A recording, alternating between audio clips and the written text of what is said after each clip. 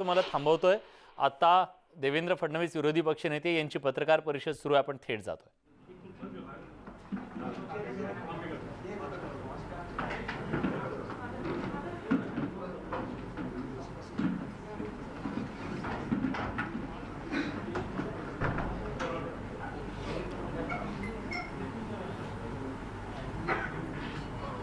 राज्य विधानमंडळाचं पावसाळी अधिवेशन उद्यापासून सुरू होत आहे आणि कमीत कमी अधिवेशन घेण्याचा एक नवीन रेकॉर्ड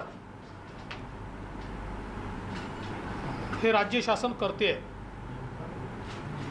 आत्तापर्यंत एकूण 7 अधिवेशनं या सरकारमध्ये झाली आणि या 7 अधिवेशनाचा कालावधी 36 दिवस आहे। उद्याचं 8वं अधिवेशन धरल्यानंतर एकूण कालावधी 38 दिवस एवढा होईल। म्हणजे सरासरी 5 दिवस देखील या सरकारच्या कार्यकाळामध्ये अधिवेशन चाललेलं नाही।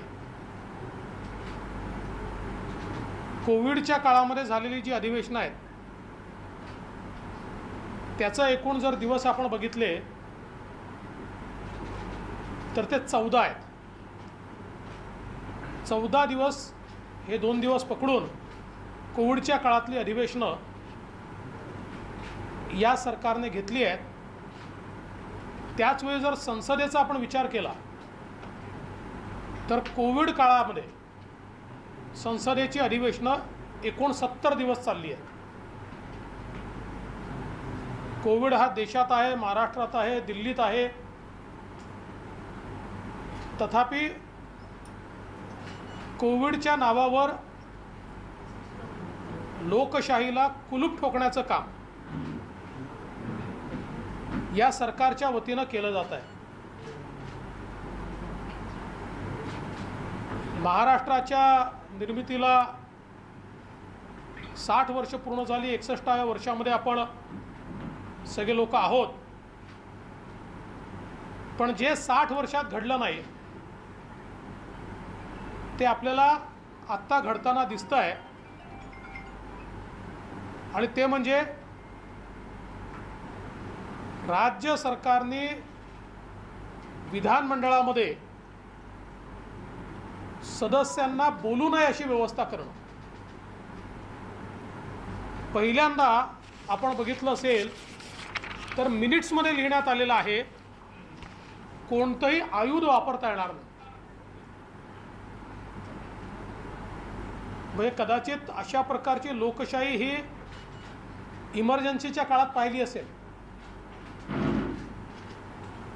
कोविड आहे, आम्ही वेळ कमी करतोय इथपर्यंत ठीक आहे, पण सदस्यांना कुठलंही संसदीय आयुध वापरता येणार नाही अशा प्रकारचा निर्णय म्हणजे लोकशाहीला कुलूपबंद करण्याचा निर्णय सदस्यांनी 35 दिवस आधी टाकलेले प्रश्न आपल्या लोकशाहीमध्ये हे जे काय आपण एक्झिक्युटिव्ह ज्याला म्हणतो त्याच्यावर लेजिस्लेचरचा अंकुश आहे आणि तो अंकुश अधिवेशनाच्या माध्यमातनं, प्रश्नांच्या माध्यमातनं, लक्षवेधीच्या माध्यमातनं, चर्चेच्या माध्यमातनं असतो।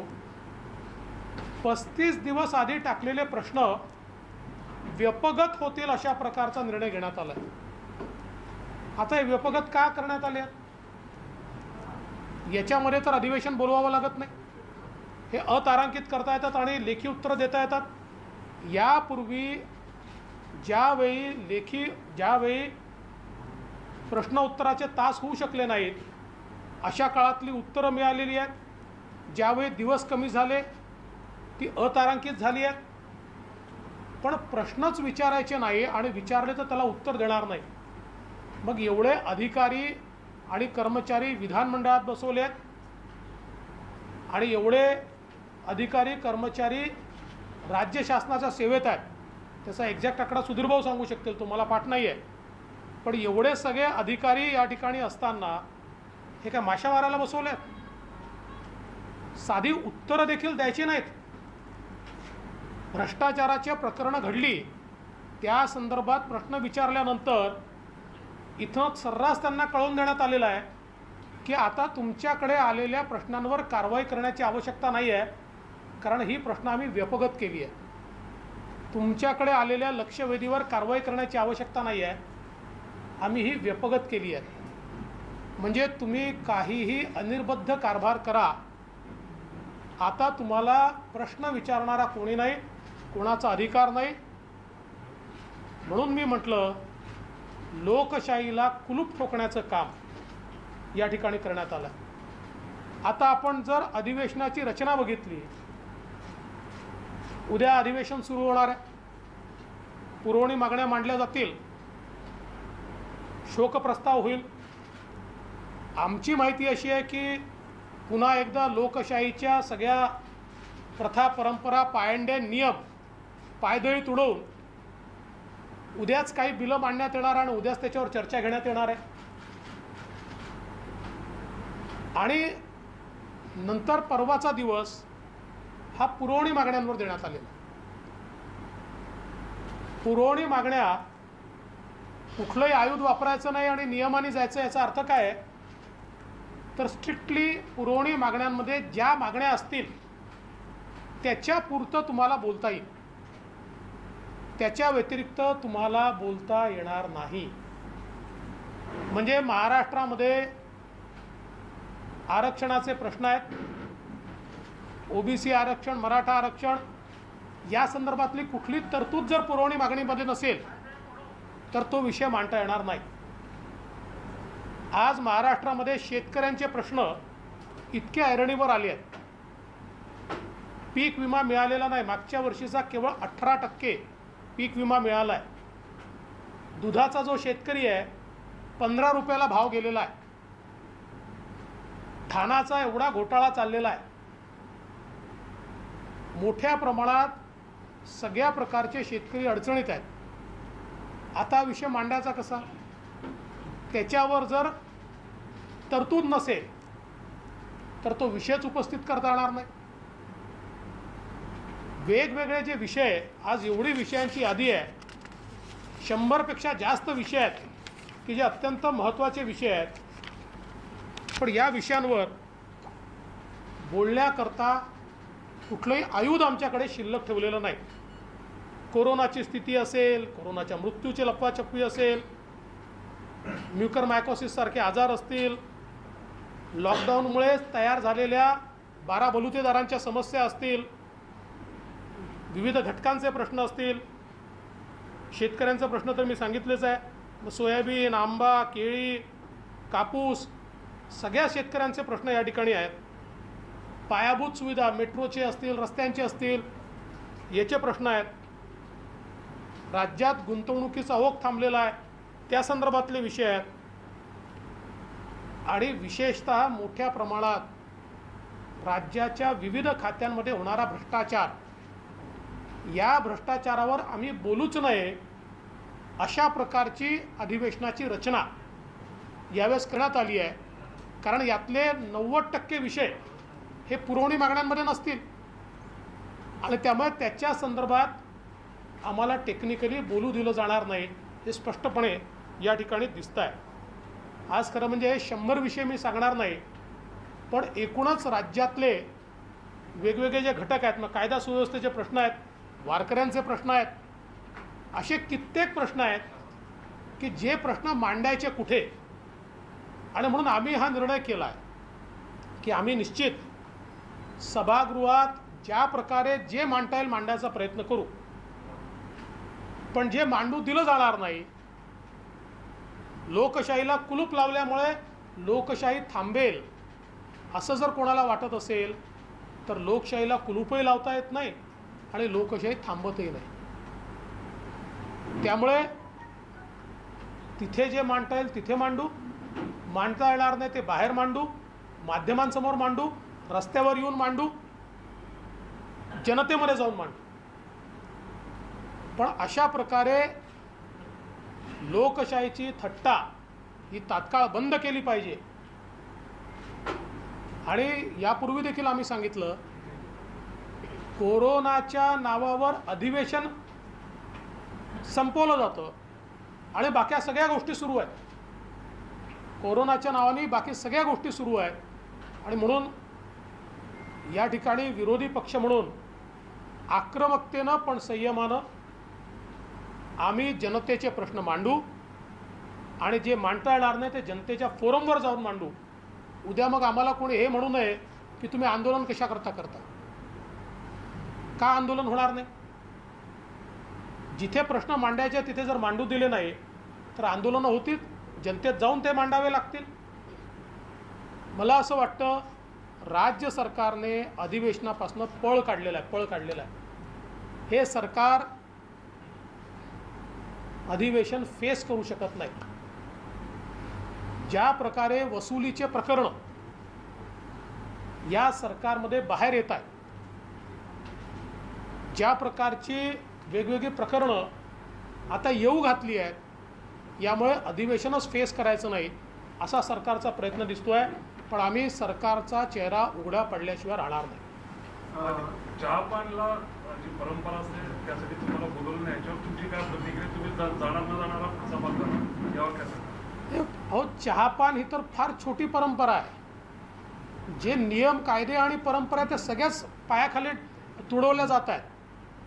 प्रश्न विचारायचे नाही म्हणजे काय? दिलेले प्रश्न व्यवगत होतात म्हणजे काय?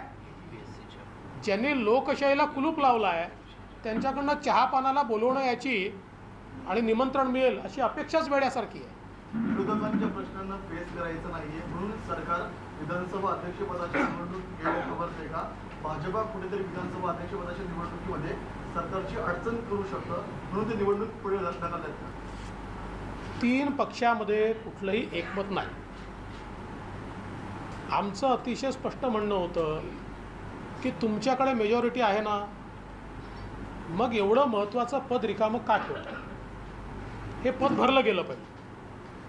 परंतु आत्ता तरी जी परिस्थिती दिसते आहे, मला माहीत नाही त्याच्यात काही बदल झाला तर, अध्यक्षाची निवडणूक होईल अशा प्रकारचं चित्र हे मला काही दिसत नाही.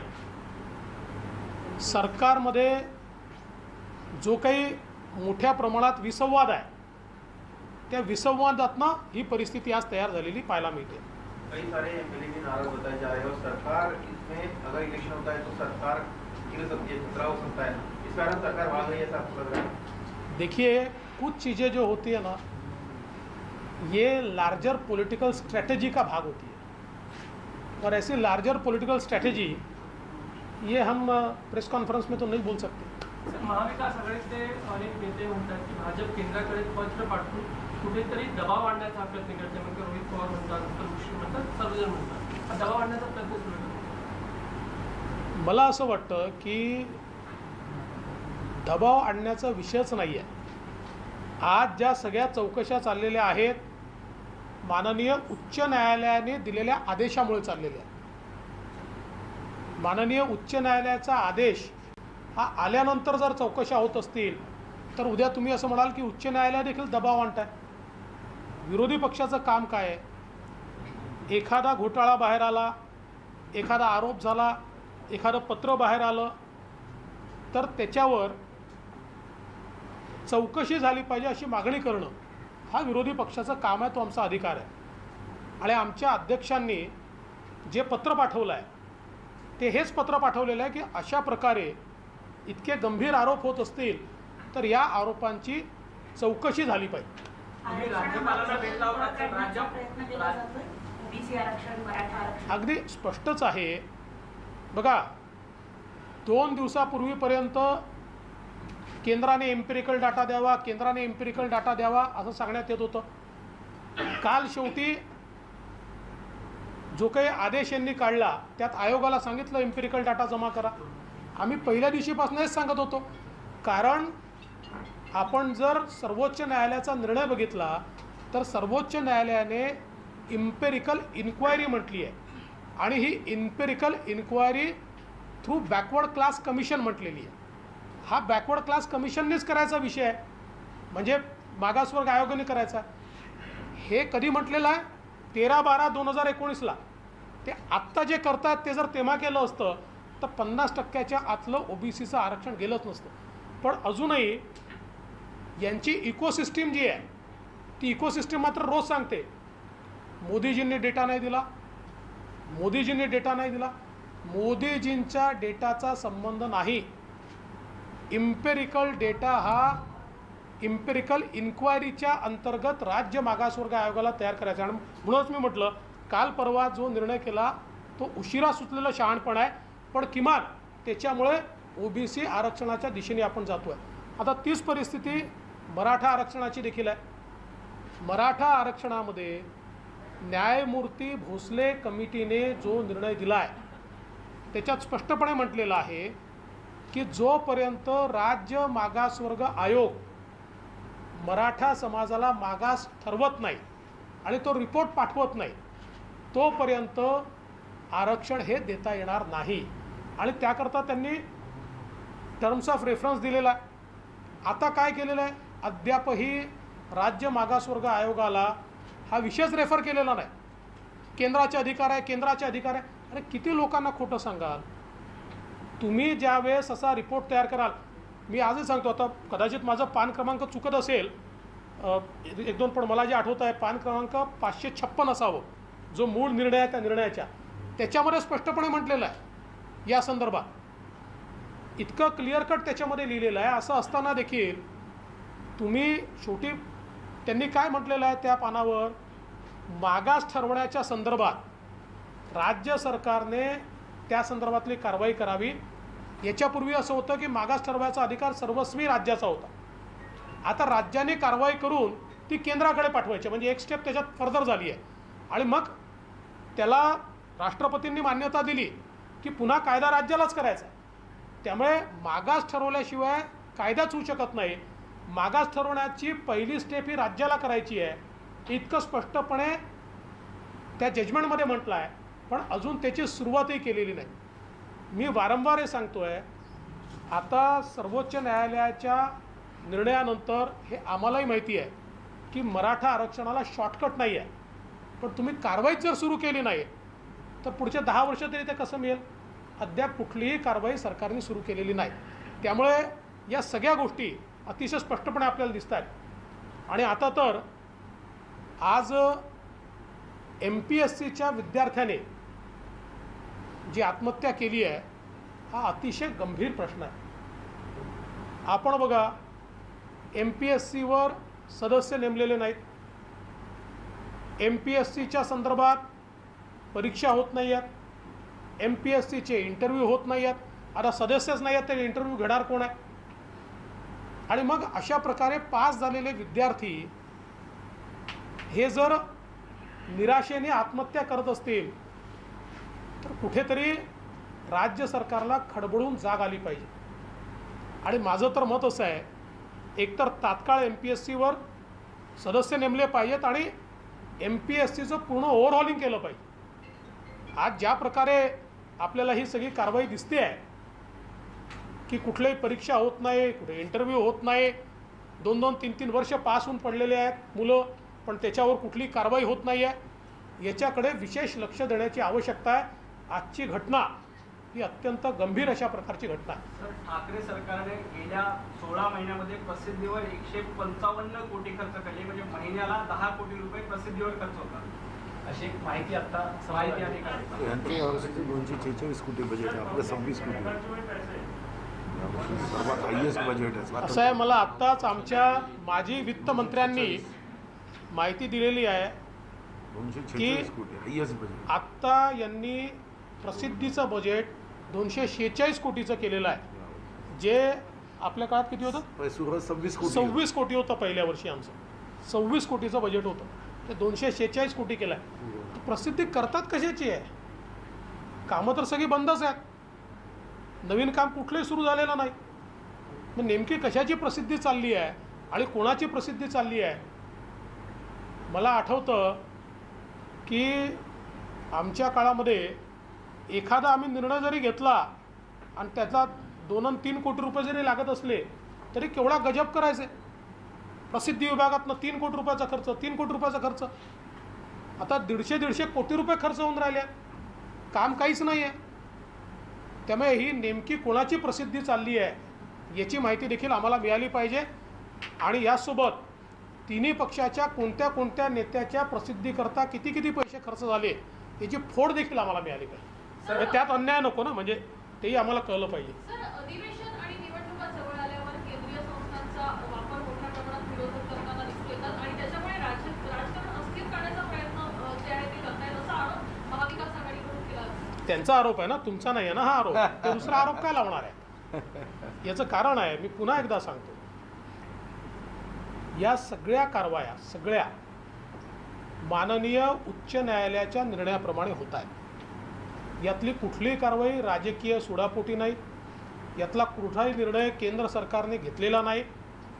या संदर्भात उच्च न्यायालयाने माननीय उच्च न्यायालयाने निर्देश दिल्यानंतर, म्हणजे अगदी काल परवा झालेली जरंडेश्वरची कारवाई असेल, माननीय उच्च न्यायालयाच्या निर्णयानंतरच झालेली आहे, किंवा अनिल देशमुख यांच्या प्रकरणातली कारवाई असेल, माननीय उच्च न्यायालयाने निर्णय दिल्यानंतरच ती झालेली आहे. या सगळ्या कारवाया माननीय उच्च न्यायालयाच्या निर्णयानंतर झालेल्या आहेत. मग आता उच्च न्यायालय जर निर्णय देत असतील तर केंद्रीय संस्थांनी हातावर हात धरून कसं बसता येईल? सर, भाजपचे मित्रपक्ष असलेले आणि केंद्रीय मंत्री गरंडेश्वरप्रमाणे अन्य साखर कारखाने त्यांच्या पण चौकशीची मागणी करण्याची असं आहे की ही सगळा चौकशीचाच भाग आहे. आपण जर बघितलं असेल, मला एक्झॅक्टली कुठल्यात हे कल्पना नाही, पण त्याच्यामध्ये 8 वेगवेगळ्या कारखान्यांचं मेन्शन त्या ठिकाणी आहे.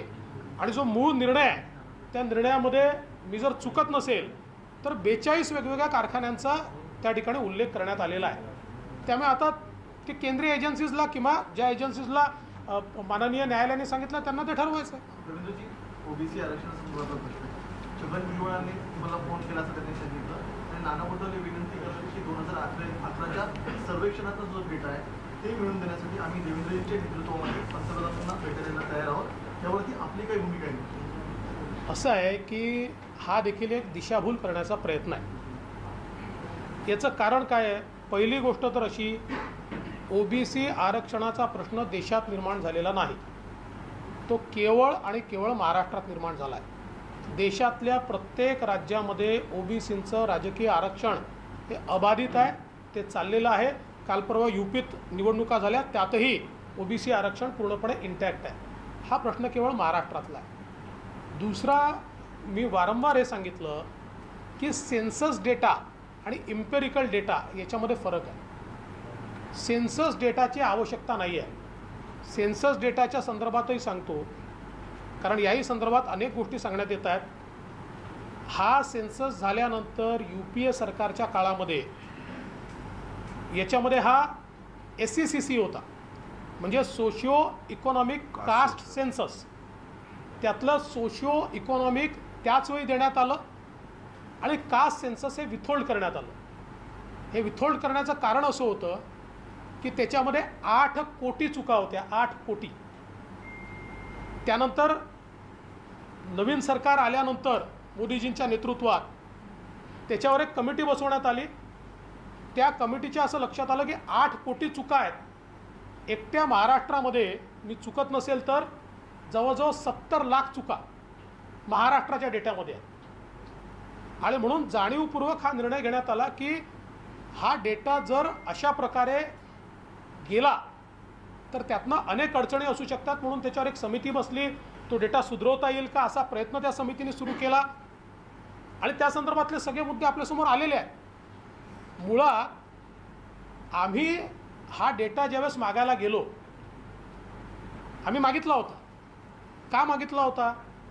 आमच्या काळामध्ये आरक्षणाची केस ही 5 जिल्ह्यांची 50% वरची होती. 5 जिल्ह्याची 50% वरची. त्यावेळी आमच्या वकिलांनी आम्हाला सुचवलं की आपण जर या ठिकाणी काही सेन्सस डेटा मिळवू शकलो तर हे 50% वरचं आपण त्यांना प्रपोर्शनल रिप्रेझेंटेशनचा ऑर्डिनन्स काढून ते वाचवायचा प्रयत्न करू. पण ज्यावेळेस आम्ही ते पत्र पाठवलं आणि त्याचं उत्तर आलं त्यावेळेस मी स्वतः केंद्र सरकारशी बोललो आणि त्यावेळेस त्यांनी माझ्या नजरेस आणून दिलं की हा जो काही डेटा आहे या डेटामध्ये इतक्या मोठ्या प्रमाणात चुका आहेत की अशा प्रकारचा डेटा दिला तर एकतर त्याने तुम्ही आरक्षण जस्टिफाय देखील करू शकणार नाही आणि त्यातनं मोठ्या प्रमाणात अडचणी होतील. आणि म्हणून आम्ही याच्या संदर्भातली आमची कमिटी काम करते. अजूनही हा डेटा कसा ठीक करायचा या संदर्भातले निर्णय झालेले नाहीत आणि म्हणून मग आम्ही ऑर्डिनन्सच्या आधारावर कोर्टात गेलो आणि कोर्टाने 50% वरचं 5 जिल्ह्यातलं ओबीसीचं आरक्षण हे खारिज केलं नाही, ते देखील वाचवलं. त्यानंतर या सरकारच्या काळामध्ये ते 50% वरचं राहून गेलं आणि 50% आतला विषय आला आणि त्यावेळी 13/12/2019 रोजी पुन्हा एकदा कोर्टाने सांगितलं की के कृष्णमूर्तीच्या जजमेंटप्रमाणे कारवाई करा. म्हणजे काय करा, आत्ता जी केली आहे, राज्य मागासवर्ग आयोग तयार करा, इम्पेरिकल इन्क्वायरी करा. त्यावेळेस जर आम्ही नुसता हा आदेश काढला असता आणि कोर्टाला नेऊन दाखवला असता तर जसं देशाच्या इतर सगळ्या भागांमध्ये 50% आतलं ओबीसी राजकीय आरक्षण टिकलेलं आहे तसंच महाराष्ट्रातलं टिकलं असतं. 15 महिने आम्ही ते केलं नाही आणि म्हणून कोर्टाने, तुम्ही कोर्टाचा निर्णय बघा, त्यात त्यांनी नमूद केलं आहे की फ्लिम्झी ग्राउंड्सवर राज्य सरकार केवळ तारखा मागते आहे आणि या ठिकाणी जी कारवाई सांगितली आहे ती करत नाही आहे आणि त्यामुळे ते गेलेलं आहे. म्हणून मला असं वाटतं की हे डेटाच्या संदर्भात हे दिशाभूल करण्याचं काम आहे. इम्पेरिकल इन्क्वायरी हा शब्द आहे आणि आता हे करता येतं की नाही करता येत याचं एक उदाहरण सांगतो. मराठा आरक्षणाच्या वेळी तेव्हा तर कुठलं सेन्सस नव्हतं मराठा समाजाचं, म्हणून आम्हाला ज्यावेळेस तो प्रश्न पडला की इम्पेरिकल डाटा, आम्ही 5 एजन्सीज नेमल्या. त्या 5 एजन्सीजनी 4 ते 5 महिन्यामध्ये मराठा आरक्षणाकरता इम्पेरिकल डाटा तयार केला आणि मराठा आरक्षणाचा जो निर्णय आहे, निकाल आहे सुप्रीम कोर्टाचा, त्या निकालामध्ये काही गोष्टी आपल्या विरोधात गेल्या असतील पण त्याच्यामध्ये आपण तयार केलेला डेटा हा मात्र त्यांनी स्ट्राईक डाऊन केला नाही, तो डेटा त्यांनी मान्य केलेला आहे. मग जर मराठा समाजाकरता तेव्हाचं सरकार हे 5 महिन्यामध्ये इम्पेरिकल इन्क्वायरी करून इम्पेरिकल डाटा तयार करू शकते तर आताचं सरकार 18 महिने हे का करू शकत नाही. आणि मग मोदींकडे डेटा मागा, केंद्र सरकारकडे डेटा मागा, सेन्ससचा डेटा मागा. करायचं नसेल तर बहाणे आहे, करायचं असेल तर रस्ता आहे. आता रस्त्याने जायचं की बहाण्यावर जायचं हे या सरकारला ठरवावं लागेल. महाराष्ट्राच्या राजकारणात होईल अशा चर्चा आहेत. सेना आणि भाजप यांच्या बैठकांचं सत्र सुरू असंही बोललं जातं ते काही शिवसेनेचे नेते आणि तुमच्या नेत्यांची भेट कोणाच्या भेटीगाठी झाल्या याबद्दल मला कल्पना नाही. अधिकृतपणे भाजप, सेना किंवा कुठल्याही पक्षाची आमची भेटगाठ नाही, कोणाशी आमची चर्चा नाही. भारतीय जनता पक्ष हा एक सक्षम विरोधी पक्ष म्हणून या ठिकाणी काम करतो आहे. जनतेच्या आशा, आकांक्षा आणि अपेक्षा पूर्ण करण्याकरता कुठल्याही स्तराला जाऊन विरोधी पक्ष म्हणून जनतेकरता लढाई लढण्याची आमची तयारी. एक पत्र लिहिलं होतं त्यामध्ये त्यांनी सांगितलं होतं की भाजप आणि शिवसेनेचे नेते जवळीक अजूनही कायम आहे. अधिवेशनाच्या काळात समोरण्याची वेळ मिळते तर पुन्हा मनोमिलन होण्याची शक्यता आहे अशी भीती. आमच्यात शत्रुत्व नव्हतंच ना, कधी शत्रू थोडी आहोत आम्ही. आमचे वैचारिक मतभेद झाले कारण आमचा हात सोडून, आमच्यासोबत निवडून आलेले आमचे मित्र आमचा हात सोडून ज्यांच्या विरुद्ध निवडून आले त्यांचा हात पकडून निघून गेले. त्याच्यामुळे मतभेद उभे झाले ना. ते काही धुऱ्याचा वाद थोडी आहे की म्हणजे सुधीर भाऊचा धुरा काही उद्धवजीच्या धुऱ्याला लागून आहे आणि त्यांनी यांच्या धुऱ्यावर काही अतिक्रमण केलं असं नाही आहे. त्याच्यामुळे हा काही आमचा धुऱ्याचा वाद नाही आहे किंवा आमचं कुठलंही शत्रुत्व नाही आहे, पण वैचारिक मतभेद आहेतच. त्यांचा हात सोडून ते इकडे आले, त्यांचा हात सोडून ते इकडे आले तर तुमची तयारी आहे. राजकारणामध्ये जर तरला अर्थ नसतो. परिस्थिती जी येते त्या परिस्थितीवर निर्णय होत असतात. जर तरवर जे राजकारणी राहतात ते स्वप्नच पाहत राहतात. रामदास आठवले आज असं म्हणाले की देवेंद्र फडणवीस यांनी 2.5 वर्षापूर्वी माझं ऐकलं असतं तर आज ते मुख्यमंत्री झाले असते आणि 2.5 वर्षाचा फॉर्म्युला चांगला ठरला असता. रामदासजींनी योग्य वेळी योग्य लोकांचं ऐकलं असतं तर ते महाराष्ट्राचे मुख्यमंत्री राहिले असते. सर, मागील अधिवेशनामध्ये पूजा चव्हाण प्रकरणाचे पुरावे ठेवल्यामुळे संजय राठोडांचा राजीनामा झाला. परमवीर सिंगांच्या पत्रामुळे राष्ट्रवादीचे अनिल देशमुखांचा राजीनामा झाला.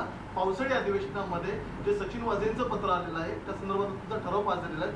अजित पवार आणि अनिल परब यांच्या राजीनाम्याची तुम्ही मागणी करणार आहात. असं आहे की 2 अधिवेशनांमध्ये हे 2 राजीनामे झाल्या किंवा मागच्या अधिवेशनात 2 राजीनामे झाल्यामुळे आता सरकारी पक्ष जो आहे तो बचावात्मक परिस्थितीमध्ये आहे आणि पुन्हा कोणावर राजीनाम्याची अवस्था येऊ नये म्हणून अधिवेशनच घ्यायचं नाही, घेतलं तर बोलू द्यायचं नाही, आयुध वापरू द्यायचं नाही, अशा प्रकारचा प्रयत्न हे ते करतायत. आम्ही काही माणूस टार्गेट ठेवून करत नाही, पण ज्याच्याबद्दल सापडेल त्याचा राजीनामा मागू. योगेश जी, आपने कहा कि राजनीति में शिवसेना से आपसे कोई दुश्मनी नहीं है, लेकिन आने वाले दिन क्योंकि शिवसेना नेताओं की भाषा जो है काफी सॉफ्ट नजर आ रही है. भले संजय राउत ने कहा कि सरकार टिकेगी, लेकिन नरेंद्र मोदी हमारे भाई है, प्रधानमंत्री से ज़्यादा हमारे भाई का रिश्ता कायम है, इस तरह के उनके बयान आ रहे हैं. देखिए, संजय राउत जी एक ऐसे व्यक्ति है कि वो सुबह कुछ कहते, दोपहर को कुछ कहते, शाम को और कुछ कहते हैं और दूसरे दिन और तीसरी चीज़ कहते हैं. तो उनके कहने के ऊपर अगर हम और आप भी अपना मन बनाने लगे और अपनी खबर बनाने लगे तो आपकी खबर सही नहीं होगी. तर अनिल देशमुख यांचं असं म्हणणं आहे की सचिन वाझे प्रकरणात ज्या पद्धतीने कारवाई केली जाते, सचिन वाझे एक आरोपी आहेत, ते निलंबित आहेत आणि त्यांच्या सांगण्यावरून जर काही ईडीची चौकशी होत असेल ते चुकीचं आहे, असं अनिल देशमुखांचं म्हणणं आहे. हे अनिल देशमुख साहेबांच्या वकिलांनी कोर्टाला सांगितलं, तरी कोर्टाने इन्क्वायरी करायला सांगितली. त्यामुळे आता आम्ही तर याच्या संदर्भात कॉम्पिटंट नाही आहोत, कोर्टच कॉम्पिटंट आहे. कोर्टाने जर हे म्हणणं मान्य न करता कोर्टाला असं वाटलं की याच्यामध्ये काहीतरी तथ्य आणि इन्क्वायरी झाली पाहिजे, असं जर कोर्टाला वाटत असेल तर मग देशमुख साहेबांना किंवा मला वाटण्याचा काय अर्थ आहे. सर, संजय, तुम्ही जेव्हा ओबीसी आरक्षणानंतर स्टेटमेंट केले की 4 महिन्यामध्ये मी ओबीसी आरक्षण मिळवून देऊ, त्यानंतर संजय राऊतांचं असं विधान आलेलं आहे की तुम्ही म्हटलात की जर मी संन्यास गेला, जर मिळवून दिलं नाही तर ते म्हटले की देवेंद्र फडणवीस या व्यक्तीची महाराष्ट्राला गरज आहे, त्यांना बिलकुल संन्यास ते घेणार नाही, जर गरज पडली तर मी त्यांना भेटायला जाईल. हो, मी 25 वर्ष राजकारण करणार आहे याच्या पुढे. त्यामुळे मी जेव्हा एखादी गोष्ट बोलतो तेव्हा विचारपूर्वक बोलतो. मला हे माहिती आहे की संन्यास घ्यायची गरजच पडणार नाही आहे, कारण जे करण्यासारखं आहे ते हे करत नाही आहे. विचारपूर्वक बोललो आहे. जे करता येण्यासारखं आहे ते हे करत नाही आहेत म्हणून तो विषय मी त्या ठिकाणी बोललो आहे. आणि हे खरंच आहे, आता म्हणजे महाराष्ट्राच्या राजकारणाला सगळ्याच प्रकारची गरज आहे ना. माझीही गरज आहे, त्यांचीही गरज आहे, यांचीही गरज आहे, सगळ्यांचीच गरज आहे. कारण त्याशिवाय राजकारण शेवटी कसं असतं बघा, राजकारण काही एका पक्षाचं नसतं ना. राजकारणामध्ये पक्ष पाहिजे, विरोधक पाहिजे, सगळ्या प्रकारचे लोक पाहिजे. त्यामुळे ठीक आहे, त्यांच्या शुभेच्छा समजूया. भविष्यात होणाऱ्या कधी युतीची गरज आहे का सर? भविष्यात होणाऱ्या कधी युतीचीही गरज आहे का? काय काय भविष्यात होणारी कधीची युतीलाही तुमची गरज आहे का? म्हणजे मला समजलं नाही. संजय राऊत जे म्हणाले की सेना भाजपची युतीची गरज ठरली का? तुमची मुलाखत संजय राऊत घेणार आहे, त्या संदर्भात तुमची यापूर्वी बैठक देखील झाली होती. आता तुमची मुलाखत तुमची कोणत्या टप्प्यावर आली? तेच ठरवायला आशिष शेलार आणि त्यांची भेट झाली असावी. आत्ताची माहिती कळली की अजून जी पत्रकार परिषद जे होत असते, मुख्यमंत्र्यांची पत्रकार परिषद असते, अजून त्यामध्ये कन्फर्मेशन नाहीये. म्हणजे बरेच बदल दिसत आहेत आणि अर्थात 2 दिवसानंतर उत्तर मिळणार नाही, पण त्याची पत्रकार परिषद देखील होईल असं वाटत नाही. आत्ताची माहिती म्हणजे आता मला असं वाटतं की हे सरकार विरोधकांना तर फेस करतच नाही, पण आता मीडियाला देखील फेस करत नाही आहे. अशा प्रकारची अवस्था या सरकारची मला पाहायला मिळते. सर, हिंदी में कल आप लोग जिस तरह से सरकार भाग रही है, 2 दिन का ही सत्र है, तो बीजेपी की स्ट्रैटेजी क्या रहेगी? कल आंदोलन भी करने वाली है डिस्ट्रिक्ट लेवल पर, कलेक्टर ऑफिस के बाहर. देखिए, कुल मिलाकर 2 दिन का अधिवेशन रखा है और इस अधिवेशन में पहली बार कोई भी लेजिस्लेटिव टूल आप इस्तेमाल नहीं कर सकते. मतलब भारत के संविधान के तहत बने हुए नियमों ने जो हमको अधिकार दिए हैं, उन अधिकारों को भी फ्रीज करने का काम इस सरकार ने किया है. हमने जो प्रश्न डाले थे उन सारे प्रश्नों को व्यपगत कर दिया गया है. हमने जो कॉलिंग अटेंशन मोशंस डाली थी उसको समाप्त कर दिया गया है, निरस्त कर दिया गया है. और सप्लीमेंट्री डिमांड के सिवाय आप किसी भी चीज़ के ऊपर कह नहीं सकते, बोल नहीं सकते, अपना मत नहीं रख सकते और सरकार को क्वेश्चन नहीं कर सकते. इस प्रकार से एक प्रकार से लोकतंत्र को ताला लगाने का काम इस सरकार ने किया है. हम प्रयास करेंगे जनता के प्रश्न सभागृह में रखने का, और अगर सभागृह में नहीं रख पाए तो जनता के बीच जाकर उन सारे प्रश्नों को हम रखें. सर, पिछले बार आपने जब आप हाउस में बोल रहे थे उस वक्त अनिल देशमुख का विषय आपने उठाया था।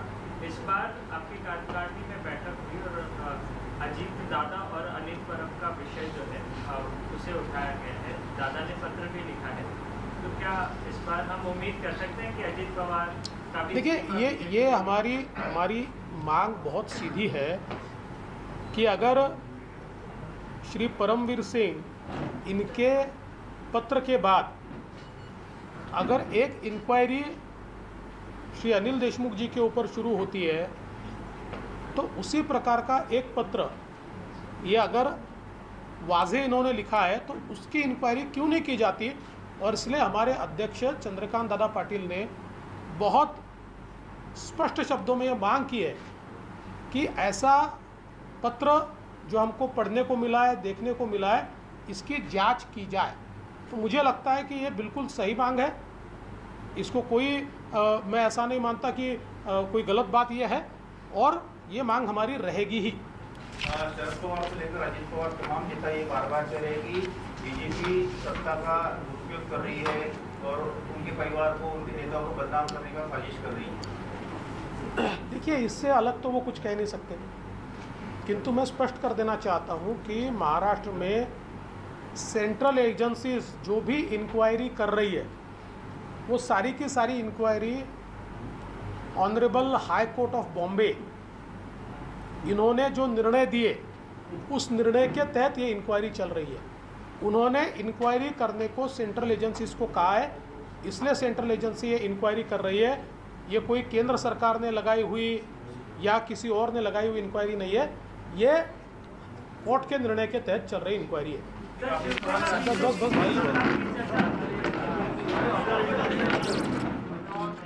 तेव्हा पावसाळी अधिवेशनाच्या पूर्वसंध्येला विरोधी पक्षनेते देवेंद्र फडणवीस यांनी सरकारचा खरपूस समाचार घेत हे सरकार लोकशाहीला कुलूप लावतंय अशा प्रकारचा आरोप करत अधिवेशन 2 दिवस घेण्याच्या सरकारच्या निर्णयावर सडकून टीका केली आहे।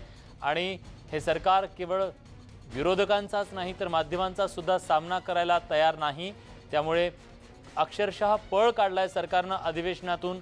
अशा प्रकारचा घणाघाती हल्ला सुद्धा देवेंद्र फडणवीस यांनी सरकारवर चढवलेला आहे। दुसऱ्या बाजूला ज्या चौकशा केल्या जात आहेत सत्ताधारी पक्षातल्या विविध नेत्यांच्या, त्या चौकशा या हायकोर्टाच्या निर्णयाच्या नंतर सुरू आहेत। यात कुठल्याही प्रकारचं राजकारण नाही असंही त्यांनी स्पष्ट केलंय।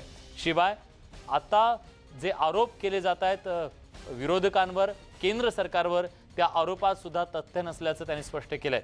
शिवाय ओबीसीच्या आरक्षणाच्या संदर्भात उशिरा का होईना पण सरकारला शहाणपण सुचलंय आणि इम्पेरिकल डेटा गोळा करण्याचं काम सुरू केल्याचं सुद्धा त्यांनी सांगितलंय। त्यामुळे विरोधक पावसाळी अधिवेशनाच्या निमित्तानं पुन्हा एकदा आक्रमक झाल्याचं पाहायला मिळतंय। यासोबत बुलेटिनमध्ये एक छोटासा ब्रेक, कुठे जाऊ नका, पहा फक्त न्यूज 18 लोकमत।